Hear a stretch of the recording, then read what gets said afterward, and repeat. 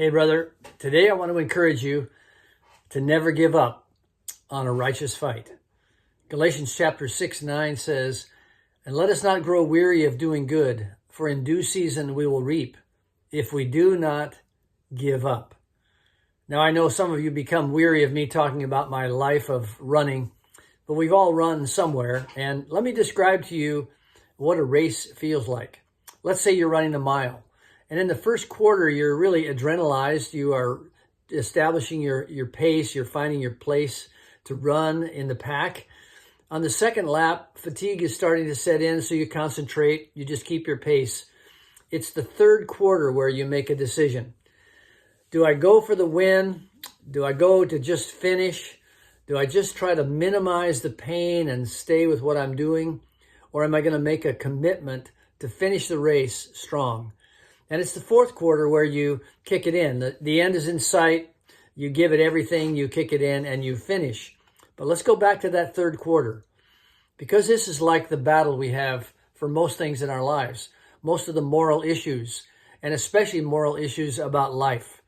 Because we are in the third quarter, things are hard, we're tired, we can't see the end yet, but we need to continue to run our race. I want to just give you an example today that comes out of the life of William Wilberforce in the 1700s.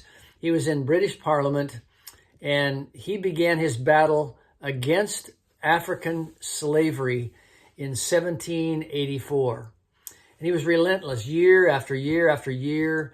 He faced apathy and scorn. He would introduce bill after bill after bill. He was rejected. He was often mocked in Parliament. And he was encouraged by only a few, but some of them were his dear brothers. John Wesley, the founder of Methodism, and John Newton, a former slave ship captain, the man who wrote Amazing Grace. They encouraged him, so he kept on the fight. And here's what he said: "Never, never will we desist till we extinguish every trace of this bloody traffic, of which our posterity, looking back to the history of these enlightened times, will scarce believe that it has been suffered to exist so long, a disgrace and dishonor to this country." He was often ignored, so he would pull heavy chains out from under his desk and put them over his desk in Parliament. People would roll their eyes and mock him and call him a fool. And it wasn't until 1807 that he finally won some bills against the sale of slaves.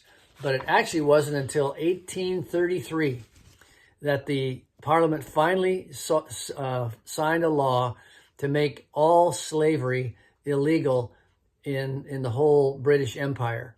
That's 49 years of fighting for William Wilberforce. You know, every pro-life argument that we need to make, whether it's about birth or abortion or gender or euthanasia or genocide or all of these things, we need to know that many times we're going to grow weary, but let's not give up the fight. The Supreme Court isn't going to win it for us. Now that the states have the opportunity, they won't win it for us. It's going to be people of faith, people who believe in a biblical worldview, people who value life because God made that life. We're the ones who need to continue to do this by whatever means we can find that bring glory to God. So, brother, don't stop today. Even though you're weary, let's keep fighting together. God bless you.